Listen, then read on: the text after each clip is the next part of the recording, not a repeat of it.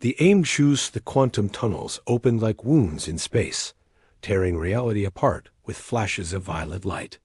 8 massive warships emerged from the rifts, their crystalline hulls gleaming with an oily iridescence that seemed to absorb the starlight around them. Each vessel stretched over a kilometer in length, bristling with energy projectors and missile pods that marked them as instruments of war. They moved with coordinated precision, forming a perfect octagonal formation around their target. Commander Zekthar stood on the bridge of his flagship, the relentless Dawn, his 3 eyes scanning the tactical display with satisfaction. His species, the Karvix, had spent 2 centuries building their empire through calculated aggression and overwhelming force. They had conquered 17 star systems, each victory adding to their reputation as unstoppable warriors. Their method was simple but effective. Study the target, identify weaknesses, strike with superior numbers, and crush any resistance before it could organize. The human vessel that now drifted at the center of their formation seemed pitifully inadequate. The Endeavor was classified as a science vessel according to the intelligence reports Zekthar had studied for months. It measured barely 400 meters from bow to stern, a fraction of the size of his flagship. Its hull was painted white with blue markings, decorated with symbols that the Karvix computers identified as representing peaceful exploration and scientific discovery. The ship showed minimal armor plating and only basic defensive systems.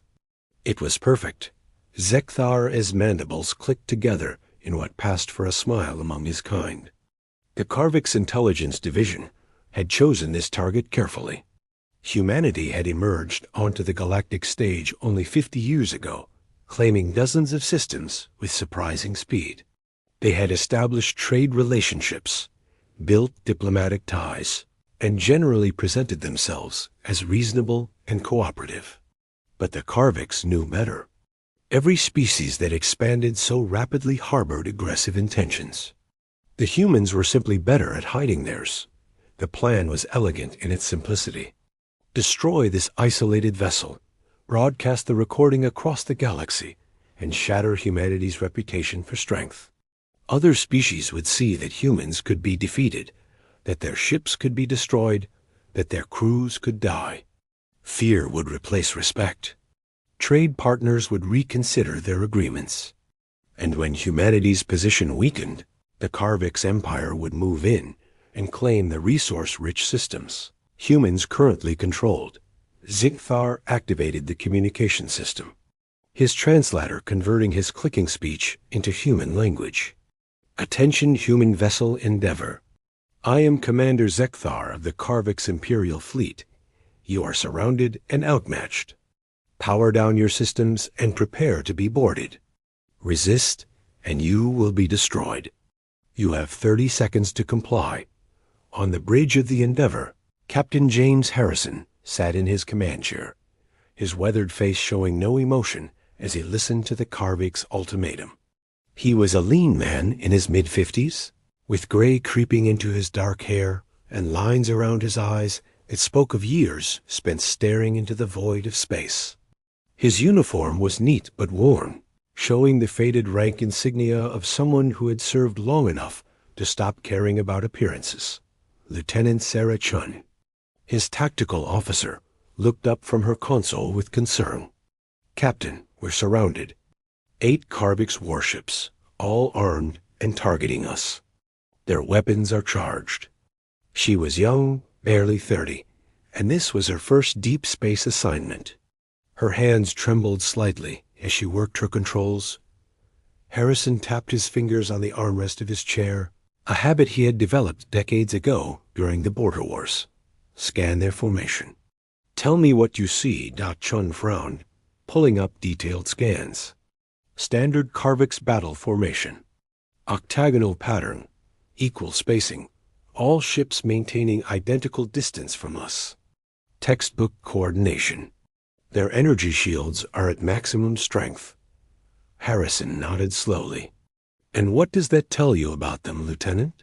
Chun hesitated, unsure where her captain was going with this. That they're well-trained? Disciplined? That they're predictable? Harrison stood and walked to the forward viewport, staring at the Karvik ships hanging in space around them. They've spent 200 years fighting species that didn't know how to fight back.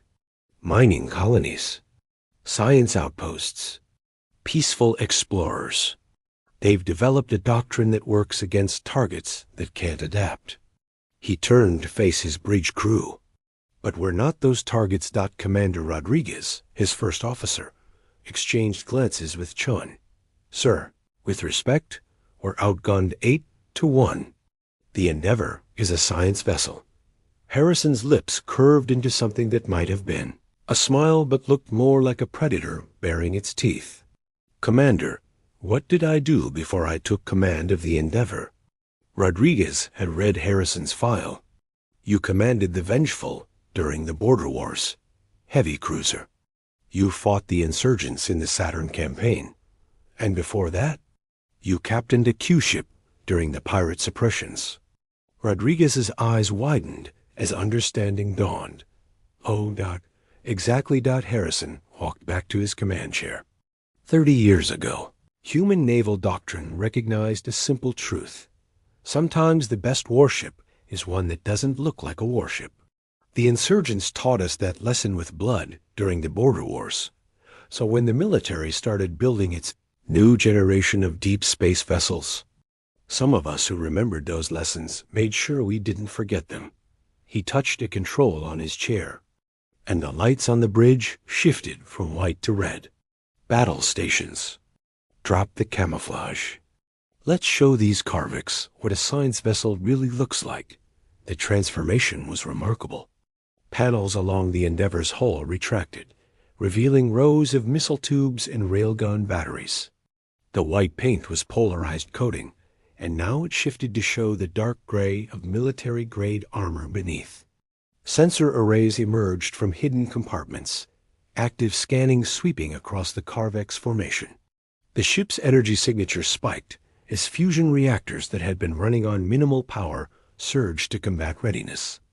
On the relentless dawn, alarms shrieked across the bridge. Zekthar's 3 eyes widened as his tactical officer shouted updates.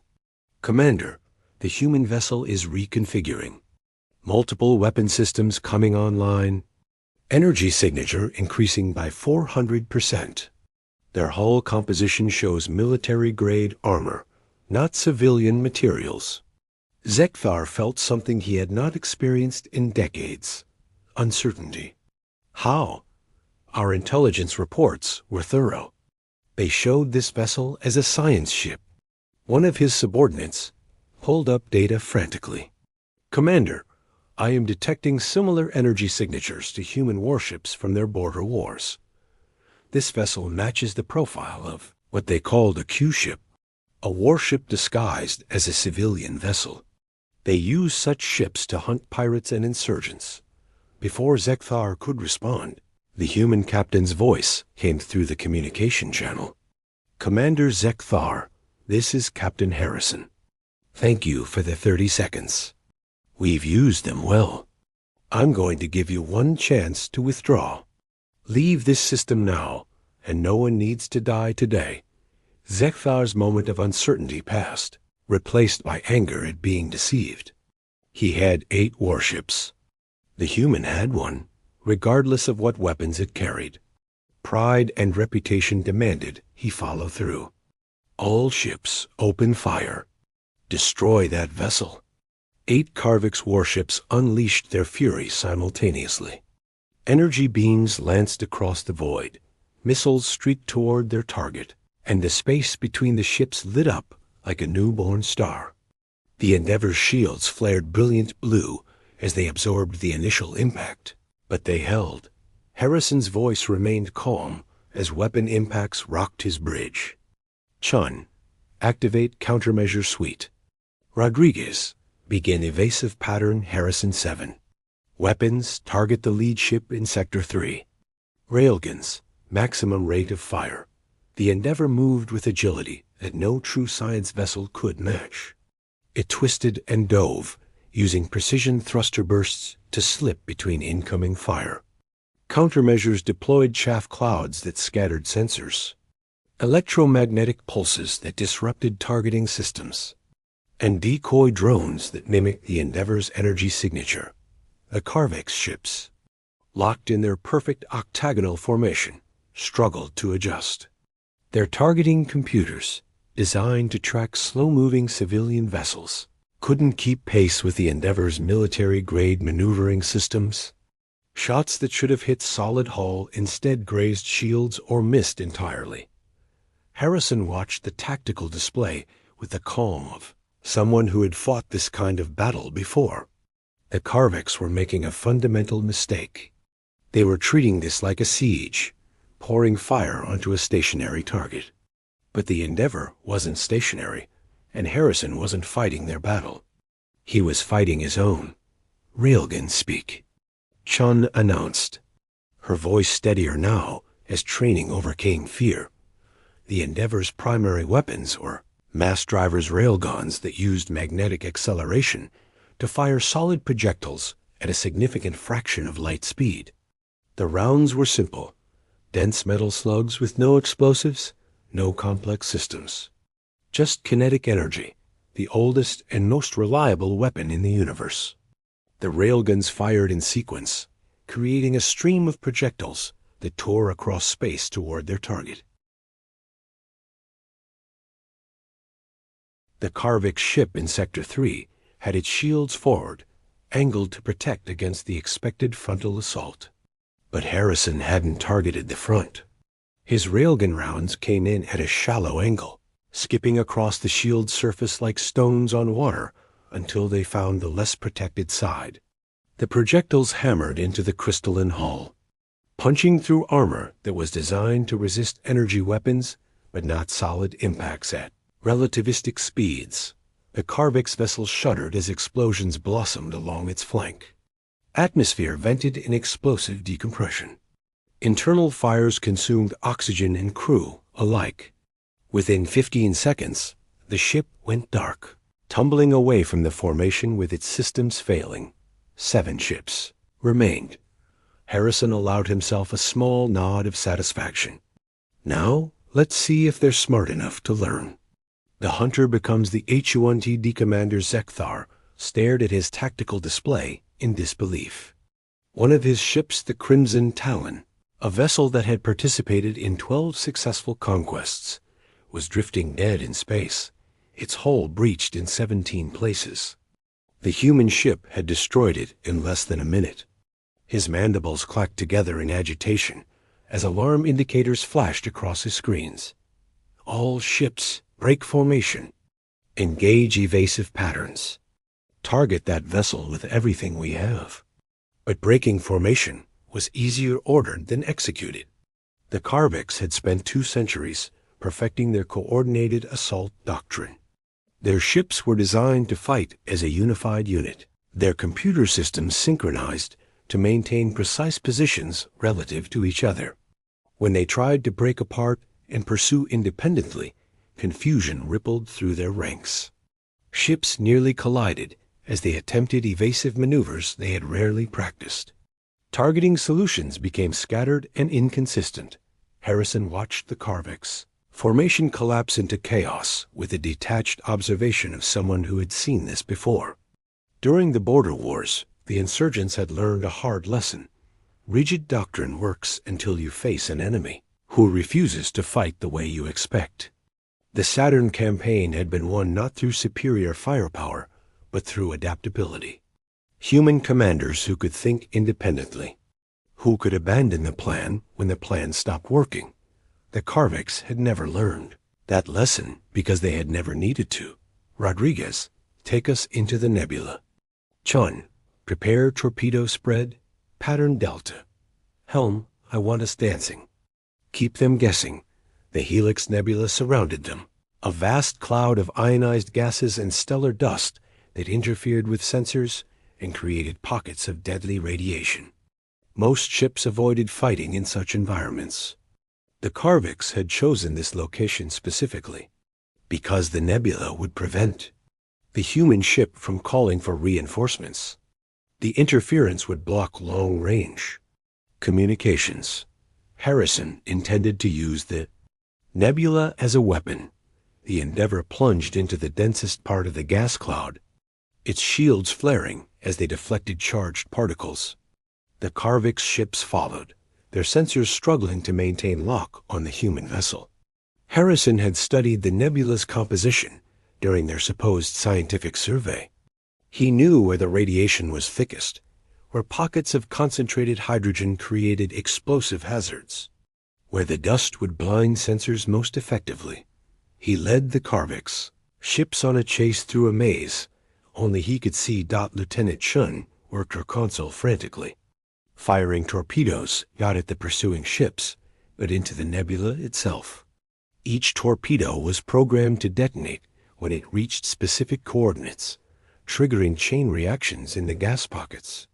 Explosions blossomed throughout the cloud, creating interference patterns that scattered sensors and disrupted targeting locks. One Karvix ship, pursuing too aggressively, flew directly into a radiation pocket that had been stable until the torpedo detonations disrupted it. Its shields, already weakened by constant maneuvering, collapsed under the sudden onslaught of hard radiation. The crew had seconds to realize their mistake before their ship's systems began failing. They managed to retreat from the nebula, but the vessel was crippled, its weapons offline and life support struggling. 6 ships remained combat effective. "Sir, we've got 3 Karvix ships trying to flank us through Sector 7. Rodriguez reported, highlighting their movements on the tactical display. Harrison studied the positioning. They were learning, trying to use the nebula's terrain to their advantage. But they were still thinking in terms of coordinated assault. They wanted to corner him, to use their numbers to create a crossfire he couldn't escape. He had fought this battle before. Not here, not against the Karvix, but in the asteroid fields around Saturn during the border wars. The insurgents had used similar tactics, trying to trap human ships in 3-dimensional ambushes. Harrison had been a young officer then, commanding a patrol frigate. He had survived that campaign because he had learned to think 4-dimensionally, to use not just position, but time itself as a tactical consideration. Helm, full reverse thrust on my mark. Chun, target the lead pursuing ship with all forward railguns. Prepare to redirect all shield power to aft sections. His bridge crew responded with the precision of people who trusted their captain absolutely, even when his orders seemed counterintuitive. The Endeavour had been accelerating deeper into the nebula, and the Karvix ships in Sector 7 were positioning themselves to intercept. They expected the human ship to continue forward, to try to break through their trap. Instead, Harrison did the opposite. Got the Endeavour's thrusters fired at full power, creating an instantaneous deceleration that pressed everyone forward against their restraints. The ship's velocity dropped to nearly 0 in seconds. The 3 Karvix ships, accelerating to intercept, suddenly found themselves overshooting their target by dozens of kilometers. Their formation, designed for frontal assault, was suddenly facing the wrong direction. Chun fired. The railguns spoke again, hurling their deadly cargo at point-blank range into the lead Karvix ship's engines. Without shields to deflect them, the projectiles tore through the crystalline hull like bullets through paper. The ship's fusion reactor, already running at high output to power weapons and shields, lost containment. The explosion was bright enough to be seen through the nebula's interference. A brief sun that consumed the vessel and damaged the 2 ships flanking it. 5 ships remained. On the relentless dawn, Zikthar watched another of his vessels die and felt something unfamiliar crawling through his thoughts. Fear. Not fear of Death Karvix warriors, or trained to embrace death in battle. This was a deeper, more profound fear. The fear of understanding you had made a catastrophic mistake, and it was too late to undo it. His intelligence officers had told him humans were weak. They had shown him data proving humans avoided conflict when possible, that they preferred negotiation and diplomacy. They had assured him that a single isolated ship would be an easy target. They had been wrong. He pulled up his personal files on human military history, information he had dismissed as exaggerated propaganda. He read about something called World War II, where humans had killed 70 million of their own species in 6 years. He learned about nuclear weapons that could destroy entire planets, weapons humans had built and aimed at themselves. He discovered the border wars, where human colonies had fought each other with such ferocity that both sides had nearly destroyed themselves before agreeing to peace. The Karveks, conquered species that didn't want war. Humans built weapons for enemies that did. Asterisk. The difference was everything. Commander, Zekthar opened a channel to all his remaining ships. Cease attack. Fall back to Rally Point Gamma. Prepare for strategic withdrawal. But Harrison wasn't done teaching his lesson. The Endeavor emerged from the nebula like a predator leaving cover. Its railguns tracked the nearest Karvix vessel with mechanical precision. A spread of torpedoes launched, each one adjusting its trajectory independently to counter evasive maneuvers. The human ship moved with purpose now, no longer defensive, but actively hunting. 2 more Karvix ships died in the next 7 minutes. One fell to a railgun barrage that penetrated its shields through sheer volume of fire. The other made the mistake of trying to engage the Endeavor directly, ship to ship, and discovered that human weapons were designed for exactly this scenario. Humans didn't conquer peaceful species. They built weapons to fight other humans, and other humans were the most dangerous prey in the galaxy. 3 ships remained. Zekthar's flagship and 2 escorts. Commander, we must retreat. One of his officers shouted. We cannot win this engagement. Zekthar knew it was true. His perfect plan had become a perfect disaster. 8 ships reduced to 3, and those 3 were damaged, their shields weakened and ammunition depleted. The human vessel showed minimal damage despite everything they had thrown at it. He activated his communication systems, broadcasting to both his own fleet and to the human captain. Captain Harrison, I request a ceasefire. We acknowledge our defeat. He paused, his pride warring with necessity. The Karvix Empire must know what happened here. I request permission to return and deliver our report.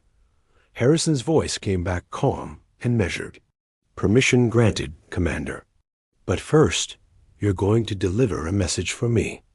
To your empire and any other civilization listening. Record everything I'm about to say. Harrison stood on his bridge, aware that his words would be heard across the galaxy. To any species considering conflict with humanity, understand this. We don't build weapons because we want to conquer. We build them because we've spent 10,000 years fighting the most dangerous enemy in the galaxy ourselves. Every weapon system on this ship was designed to fight opponents who are just as smart, just as determined, and just as well armed as we are. He gestured to his tactical display, showing the wreckage of the Karvix ships. The Karvix fought civilizations that didn't want war. They never fought anyone who had prepared for it. That preparation makes all the difference. We don't seek conflict, but we don't fear it either, because we've already survived the worst enemy we could imagine. Harrison paused, letting his words sink in. Commander Zekthar, take your ships and go. Tell your empire what happened here, and tell them that humanity offers the hand of friendship to those who come in peace. But we also offer this warning. Don't mistake our preference for peace as weakness. We've proven we can destroy ourselves. Don't make us prove we can destroy you too. The 3 remaining Karvix ships opened quantum tunnels and fled, aboard the relentless Dawn. Zekthar transmitted his full battle recording to the Karvix Imperial Command. He watched it himself one more time, seeing with fresh eyes how thoroughly humans had dismantled his attack. He saw the tactical sophistication, the adaptability, the ruthless efficiency. He saw what his intelligence officers had missed. Humans didn't fight like conquerors because they weren't conquerors. They fought like survivors, and survivors were far more dangerous. The recording reached the Karvik's imperial palace within hours. Emperor Vokter watched it in silence, his 3 eyes fixed on the display. He saw his ships destroyed. He heard Captain Harrison's words. He understood the message. The Emperor issued immediate orders. All military vessels were to withdraw from sectors adjacent to human space. All hostile actions against human interests were forbidden. The Karvik's empire would seek diplomatic relations with humanity. And most importantly, the recording would be shared with allied and neutral civilizations throughout the galaxy. The message spread like wildfire through galactic networks. Every major civilization received it. Ambassadors watched with fascination, and in some cases, fear. Trade unions recalculated their relationships with humanity. Military planners revised their threat assessments. The galaxy's understanding of humans shifted in a single day. On the Endeavor, Captain Harrison sat in his quarters and wrote his after-action report. The engagement had lasted less than 2 hours, but it would echo across centuries. He didn't feel pride or satisfaction. He felt tired of proving humanity's strength through violence, even when that violence was defensive. But he also understood the necessity. Sometimes the only way to ensure peace was to demonstrate the cost of war. The Karviks had learned that lesson. Other species would learn from their example. And perhaps, in time, the galaxy would learn to approach humanity with respect earned not through conquest, but through proven strength. Lieutenant Chun appeared at his doorway. "Sir, long-range communications are back online. Fleet Command is requesting a full report, and we're receiving messages from 17 different ambassadors requesting meetings. Apparently, everyone wants to talk to us now." Harrison nodded slowly. "Tell Fleet Command they'll have their report within 6 hours. As for the ambassadors, schedule meetings once we return to port." "And Chun?" He looked up at her. "You did well today. All of you did. That wasn't easy combat." She smiled slightly. "Permission to speak freely, sir. When I signed on for this assignment, I thought I was joining a science vessel for peaceful exploration. I didn't expect to fight a war." Harrison's weathered face showed something almost like regret. "The best ships are the ones that never need to fire their weapons, Lieutenant. But the second best are the ones that can when they must. Today, we were the second best. Hopefully, after this, we can go back to being scientists again." The Endeavor set course for home, leaving behind the wreckage of 8 Karvik's warships and a new understanding that would reshape galactic politics for generations. The lesson had been taught. The lesson had been learned. Humanity's strength came not from wanting war, but from being better prepared for it than anyone else. That preparation was born from 10,000 years of fighting themselves, of surviving despite themselves, of building weapons and strategies designed to fight the most dangerous enemy they could imagine. And now the galaxy knew, if humans could survive each other, they could survive anything. Asterisk.